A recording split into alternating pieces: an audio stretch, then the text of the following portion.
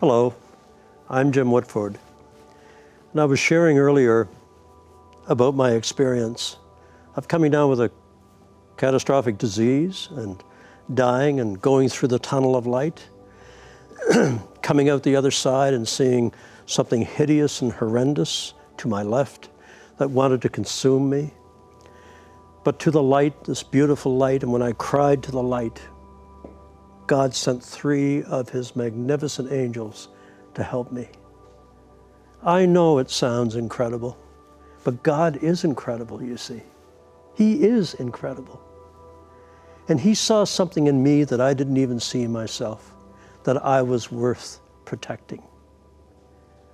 And so I tried to describe, and as I said earlier, I feel like I fail miserably, because how do you describe a being of heaven? But imagine, if you will, 3 of the most regal creatures you could ever conceive of. Very tall, but elegant. There was a 10-foot angel, behind him about a 13-foot angel, and behind him again a massive angel, at least 15 feet tall. All of them cloaked in this incredible, I used to call it white light, but it's beyond color. And I guess the best term is that one used by my co-author, Dr. Tom Gardner. They were clothed in the fullness of glory, the glory of heaven. But it was as though someone had figured out how to spin cloth from sunlight, because their robes were as though they were spun from sunlight. And as I didn't see their feet, but as they glided along the ground toward me, their robes moved from side to side. And I noticed that although it would look like sunlight, there was a reflection as though it was moonlight dancing on a dark lake at night. It was stunningly beautiful, truly. And I'm just astounded, because I had had no belief in this. As I said, I knew what angels looked like. We've all gotten a Christmas card. But suddenly, here they are. God's creatures coming toward me. Beautifully clothed. And their features were neither male nor female. I like to think the best of both of us. But the most serene, regal looking face, very light, almost white hair. And at first I thought their hair was blonde, but in fact I realized with my analytical mind that what I was seeing was this. I didn't see wings at that time in the traditional feathered sense, but they had as though there was 2 spires of golden light that canted inwards at about 45 degrees above their head from their shoulder blades. And I realized there was a golden reflection from one wing to the other. And that cast above their head, this reflection formed a golden haze, this reflection from both wings. And it formed a haze that made their hair look blonde, I thought, but in fact their hair is silver. And I think that's where we may get the idea of a halo. It's actually the refraction or reflecting of the light between their wings over their head. And that casts this beautiful golden glow over this incredible, serene countenance. But of all the beauty of the angels, the thing that I see in my mind's eye the most were their eyes, the eyes of an angel.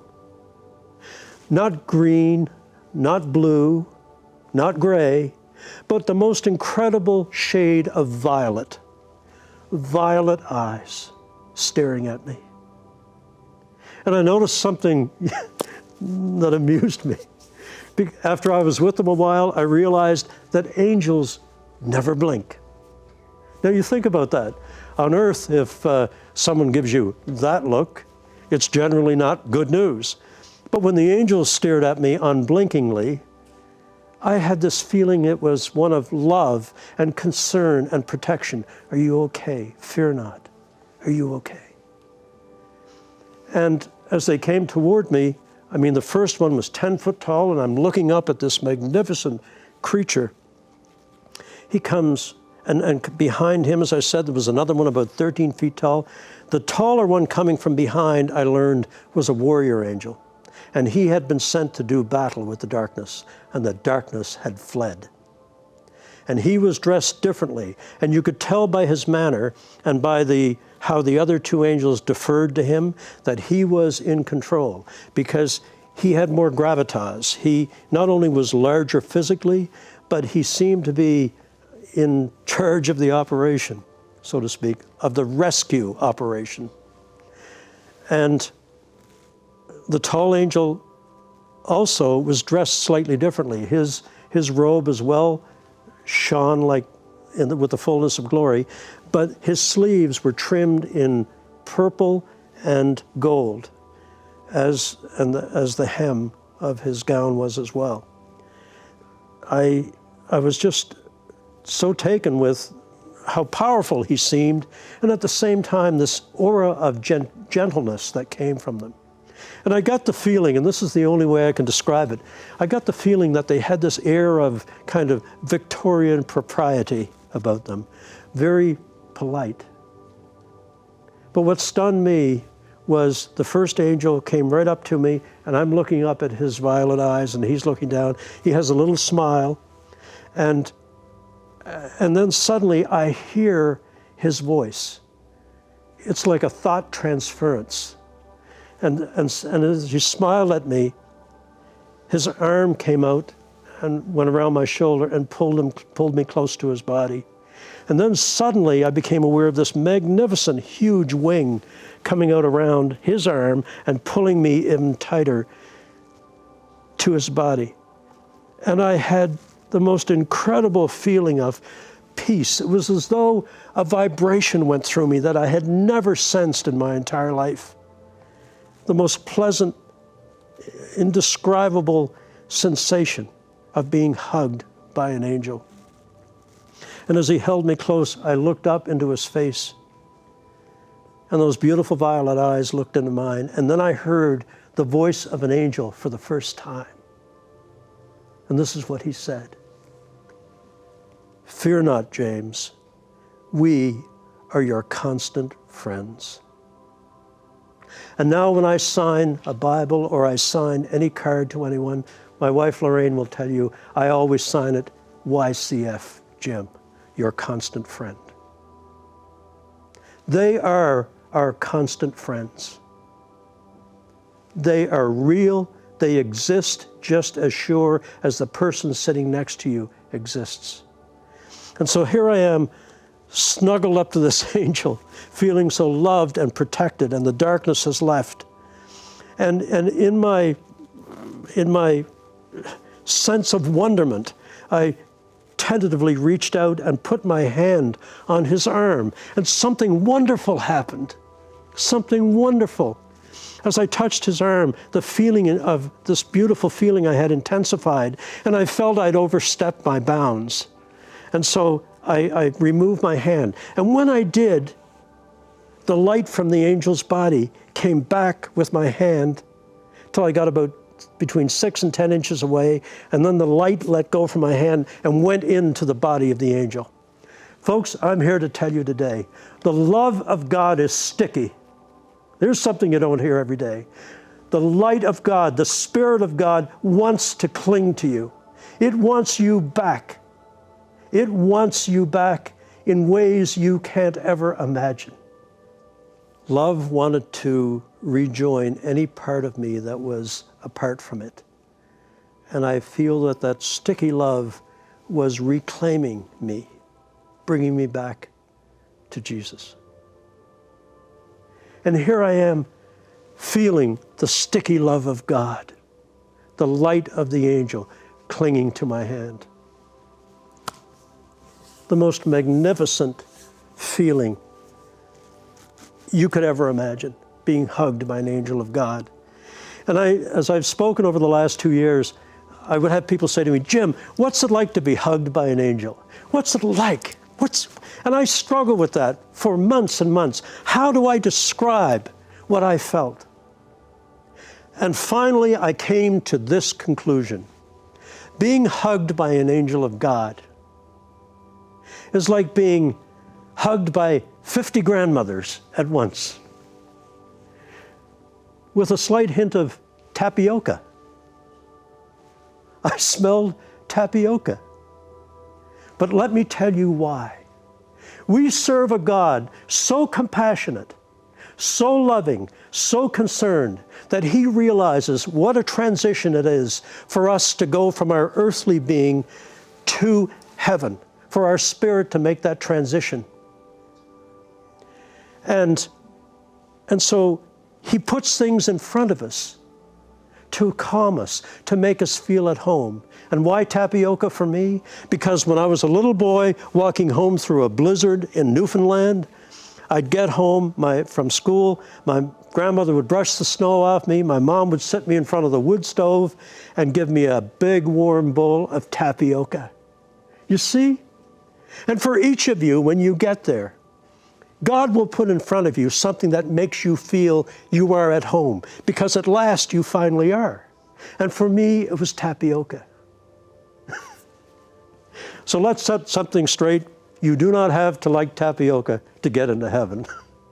You really don't. But for me, it brought back memories of the love of my mother, my grandmother, and that warm, snug little house in the wintry landscape of northern Newfoundland. And I'm constantly amazed. How could God, with all He must have to think about, remember that I, as a child, liked tapioca? Jesus knows you better than you know yourself. And the wonderful thing is, you have this sense of family.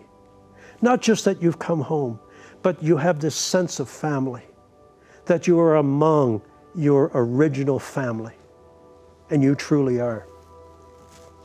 And so, I don't know how long the angel hugged me, but suddenly I was aware of his wing receding and his arm coming back, and he stepped back, and the 13-foot tall angel stepped back, and then they both bowed to the tall angel as he came toward me. Now remember, he's 15 feet tall, about that wide at the shoulders, built as a warrior, massive, a feeling of strength and gentleness at the same time.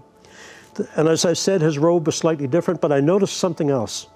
He had a golden sash around his waist, and that came over one shoulder. And over that belt, he had a belt, a golden belt, and it had a scabbard. And I could sense a light coming out of the scabbard, a weapon of immense power.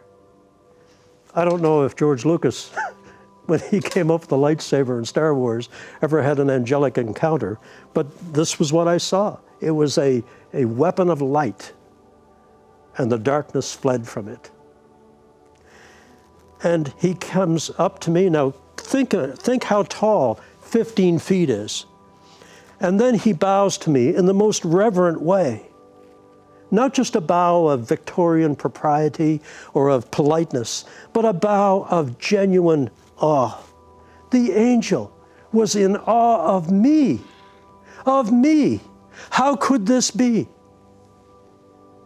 Because he saw in me the light, the spirit of his master. You have no idea how unique, how truly special you are to God. He has put his light in you, and yet he has given you free will to do with it as you like. I ignored it for most of my life, but never again will I ignore the light within me. And now here I am at the entrance to heaven, and the angel is bowing to me, to me. You see, God created the angels to serve him. But he created us with his light, his spirit. And the angels recognized it, and they were bowing to the light and spirit of their master in me. I was overwhelmed by the majesty of the moment. And as he straightened up, he smiled at me. Again, his lips didn't move, but that thought transference came to me. And I heard a very deep voice from this angel. And he said to me, as he straightened up, "James, would you walk with us?" And then he made this motion. And as that giant, huge arm and robe came back, this beautiful path appeared through the green grass of heaven. And I turned, and with an angel on either side and the tall angel behind, I began my walk through paradise. Ladies and gentlemen, words do not exist in our human vocabulary to describe the beauty of what I saw. But imagine, if you will, as I started my walk, this incredible vault of blue, not a deeper blue, a blue that I'd never seen before. And I spent a lot of my life in the sky. And the pilot in me came out, and I started to search for the sun, because if I could see the sun, I could orient myself. Am I southwest? Am I northeast? And remember, everything that I thought, before I could finish thinking the question, one of the angels answered it. It was stunning. It was as though they were in my mind. And I guess I must have thought, where's the sun? Because suddenly I heard the tall angel's voice. And he said to me, "James, in heaven there is no sun, nor moon, nor stars." Now you have to remember that at that time I had no knowledge of Scripture. But since I've come back, I've read it, I've sat for days with pastors who have deep biblical knowledge. And of course it says right in Scripture, there is no sun, nor moon, nor stars. And so because there's no overhead sun, there are no shadows in heaven. Now think about this. This matters. We walk out to our car on a beautiful day. 2 o'clock in the afternoon, there's a 3-foot shadow on one side of it. Do we ever give it a moment's thought? Of course we don't. We grew up with it. But in heaven, because everything exudes the light of God, there is no shadow. There is no shadow. There are no shadows, no darkness of any kind. But the other wonderful thing is there's no shadow of despair, no shadow of shame, no shadow of injustice, no shadow of hate, no shadow of anything that could affect the love that you feel permeates everything in heaven. So my vision was tremendously enhanced, because as I walked along, I became aware that my vision had changed, and I now had peripheral vision, and yet with the ability to see ahead, both sides and behind, without even turning my head. And yet at the same second, my vision was as though it was binocular, and it was as though it was telephoto at the same time. And it automatically, I could see as I'd never seen before.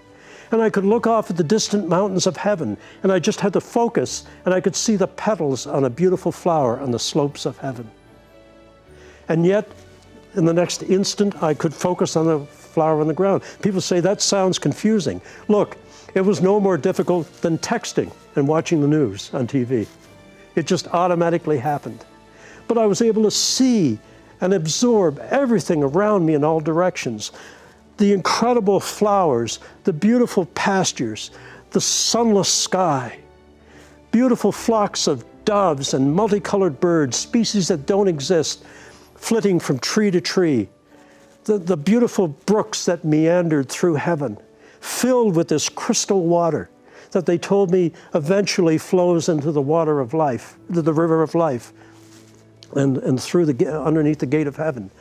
And the stream beds were beautiful. The water was a blue aquamarine color, but like a perfect turquoise jewel. And the stream beds were covered in golden pebbles, and so the light refracted off that and danced up through the water. And the water made a beautiful sound as it rippled along to join the river of life. And I'm just overwhelmed by the beauty. It's almost more than I can comprehend. And I'm asking all these questions. I have journals filled with the answers of the angels. Journals. And this book that we've produced is just a mere sampling of the glories of heaven. And so as we walked along, I'm aware of everything that's around me. I can sense everything is aware that I am there. But I looked down, and on both sides of the path were these incredible flowers. And at first, when I looked at them, even with my vision as enhanced as it was, it looked to me as though they were composed of stained glass. And I was intrigued by this, so I stopped, and the angel knelt on one knee and invited me to join him. And I knelt down, and I noticed as our knees touched the ground of heaven, light rippled out from it. And he said to me, "James, look." And he cradled one of the flowers in his hand. And I realized then why it looked like it was stained glass. It was simply because the petals of every flower were transparent and diaphanous. And so when I was looking at a red flower, beneath that was the blue, and beneath that was green, and beneath that was yellow. And that all combined to create a color that doesn't exist on earth. So, and as they moved in the breeze, this color was ever changing. And here's an amazing concept. In heaven, color has sound, and sound has color. Now there's one for the scientists. Color has sound, and sound has color. And so I'm intrigued by the beauty of these flowers. And the angel invited me to get down even closer and look at this beauty. And as I'm down there, suddenly out of the flowers comes the most magnificent fragrance. Look, I've been in South America, I've been in Africa. There is nothing to compare with the fragrance that come off these flowers. I wanted to just lay there and inhale this magnificent fragrance. And I remember saying to the angel, how beautiful they smell. And he smiled at me and said, "Yes, James, that is the scent of sanctity. The flower's fragrance is the scent of sanctity." And so as I leaned down to inhale it even more, I suddenly became aware of something. It sounded like the tinkling of small bells, but it was melodic. It had a rhythm to it. And there seemed to be a sound coming from the flowers. And it was beautiful, and it formed a melody. And as it wafted up, that sound turned to the faintest of colors as it caught the breeze of heaven and flowed off. And I noticed that the sound and the color that had sound and the sound that had colored, all was moving toward a light on the distant horizon. And I was told, all of this is going as praise to the throne of God. And I said to the angel, "Is that music I'm hearing? Is that music?" And what he said was truly transformational. He said, "Yes, James, the flowers are so happy you're in heaven, they're singing to you. The flowers will sing to you in heaven." Imagine, the flowers will sing to you. I'm so overwhelmed by this. And he gently helped me get up, and then we continued our walk. And I'm just enthralled. I mean, the species of flowers that we have on earth, but then tens of thousands that we don't have, that are heavenly flowers. And as we walk along, I'm asking all these questions, and I had the strangest sensation at the same time. With my peripheral vision, I felt, even though they were answering the questions, I spoke. I felt like, and I don't like using this term, it's just too computer-aged, but there's no other way to describe it. In addition to answering my questions with thought transference, I felt I was being downloaded with all this information of heaven and its environs. For instance, they told me that they refer to paradise as the garden that surrounds. Paradise actually means walled garden. And that's the beautiful countryside that surrounds the heavenly walls of the holy city. And as we walked along, they answered every question I could think of, and I must have been one of the most chatty types that they've ever had. But I just wanted to learn about this magnificent kingdom that I didn't know existed. And as we walk along, and I'm looking at all the beauty around me everywhere. I noticed as we walked by, the flowers turned their petals toward us as though watching us go by. As though watching us go by. So happy that I was there. And I'm overwhelmed with the sense of love and peace and grace that permeates everything. The light of God, as I said, exuding from every creation in heaven. This pearlescent light, this golden, holy light that covered everything, more pure than sunlight, more beautiful than moonlight, achingly, heartbreakingly beautiful. And so we travel along this path. They're answering all the questions that I have. We come to a slight rise. And as we go up the rise, as I said a while back, God puts things in front of us to make us feel at home. And when I grew up in Newfoundland, and all my life I've owned horses. And actually, my wonderful wife, Lorraine, and I met on horseback. So horses have always been a big part of my earthly life. And as I walked up that path, and I'm conversing with the angels, and they're speaking to me, they don't speak in contemporary style of speaking, but very polite, very correct, as I said earlier, with a kind of Victorian propriety. And as we come up, there's a split rail fence, as you'd see on any horse farm, many places in America or Canada. And I'm about to realize that God, once again, has put something wonderful in front of me to make me feel I am at home. Have you ever wondered what heaven is truly like? Do you know someone who questions life after death? Now you can know the testimonies of people who experienced life after death. You will receive James D. Woodford's brand new powerful book, Heaven, An Unexpected Journey. Through this book, you will read about his firsthand experience with heaven, angels, and the afterlife. Encounter the glories of heaven and the stunning reality of the unseen world. Understand what it's like to hug an angel. Encounter the chilling realities of hell and the sights, sounds, and sensations of heaven.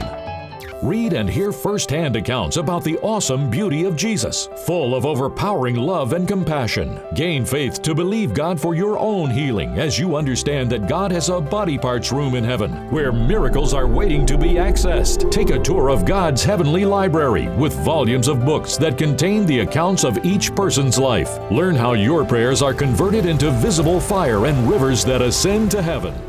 You can get a digital copy of James Woodford's book, Heaven, An Unexpected Journey, by clicking the link below or by going to sidroth.org/heaven.